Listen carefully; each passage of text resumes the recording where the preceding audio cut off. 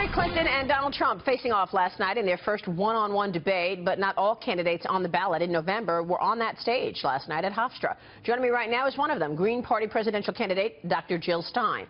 Dr. Stein, good to see you. Great to be with you, Thank you so much for joining us. And I know you had your own audience on Facebook because you were out and about. Both you and Gary Johnson, though, needed 15% of the vote to actually participate in that debate. You did not reach that goal, obviously. How are you going to reach that goal next debate? So first, let me just say that the Commission on Presidential Debates is a private corporation run by the Democratic and Republican parties. So, of course, they set a threshold that basically silences political opposition. That's not what democracy looks like. That's two-party tyranny. And there were a lot of people clamoring for another point of view. And we're going to keep pushing. The League of Women Voters said that the commission was basically perpetrating a fraud on the American voter when they quit when the Democratic and Republican parties took over. Yeah, but how is it fraud? The rules are the rules. It's 15% or nothing. You're at 2%, Dr. Stein. Come on. Right. Well, we're at 2% having not been covered, essentially. Donald Trump had $4 billion. Hillary Clinton had $2 billion. We've basically been suppressed. And they established themselves. The Democratic and Republican parties established themselves back in the late 1980s because the candidates refused to participate unless they could control the debate themselves. All right, we want to get a lot in here, because I know viewers want to get your take on things. Number one, who do you think won the debate last night? Well, it wasn't the American people who won the debate. I think they heard what they've heard before. They did not hear actually about how we're going to create jobs. In fact, Donald Trump, talks about the same kind of trickle-down economics, tax breaks at the top, which have not created jobs. We've been doing that for decades. Yeah, but let me ask you about working. that, because the last time you came on the program, I asked you straight out, how are you going to create jobs? And you talked about this whole green initiative and how you're going to create, I think you said 20 million jobs. That's right. Okay, 20 million jobs, Dr. Stein, we haven't seen 20 million jobs created in decades. That's right. Yeah, well, actually, how are you going to create 20 million jobs? We will do it in the same way that we created jobs during the Great Depression. We had a thing called the New Deal, which were directly government-created jobs where government provides grants and incentives and subsidies to small businesses, bring our small businesses back, to worker cooperatives and nonprofits. So we directly create that investment. How do you do that? In other words, take taxes lower for small business? Is that one way or no? No, it would actually, right. So that's been tried before, and it's not a very efficient way. It costs us a lot of money. That's a lot of what Barack Obama did during the stimulus package of 2009. Spent like $800 million to create 3 million jobs. So connect the dots for us. How are you going to create jobs? By the direct funding of the jobs, so that if you're providing a trickle-down tax break, it doesn't really work. It's not efficient. We will directly provide grants and subsidies for creating jobs directly. How do you pay for it?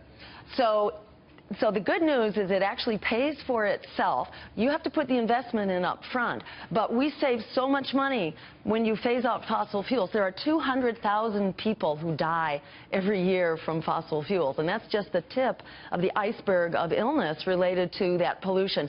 So I still don't understand how you create jobs. I'm not following. We basically put in the money, and we say, if you are going to create these jobs, actually what we do is let the communities decide what kind of jobs they need, and through their own process, they provide the grants and the incentives to start up new small businesses, to provide money for expansion, for jobs that will transition our economy to clean, renewable energy in the time frame that we need to avert climate change. Well, by the way, Barack Obama also did talk about green opportunities. He invested in Solara. He did a lot in terms of solar, and that went bust. Well, so that's been tried before, and it failed. One went bust, but the whole program actually came out in the black. And we're not providing it to large corporations. We're providing it to communities to decide who they need to create their jobs, whether it's clean energy. I don't want to get stuck on that. I'm going to ask you about the protest last night. You held a protest at Hofstra University. You were then escorted out. That's not the first time you've been escorted out. Well, in fact, I was escorted out even before the protest. I was on the campus for interviews that I had been invited to with Fox, with MSNBC, and we were intercepted because the students were flocking. We had huge support from the students on campus. How come you were escorted out then? That's a good question, and they were not going to answer that for us. So what was the point? You wanted this to make some noise. You weren't on the debate stage. Well, we were there yesterday for interviews Yeah. on the campus. Outside, yes, we were there to assert our democratic rights. We don't think it's fair.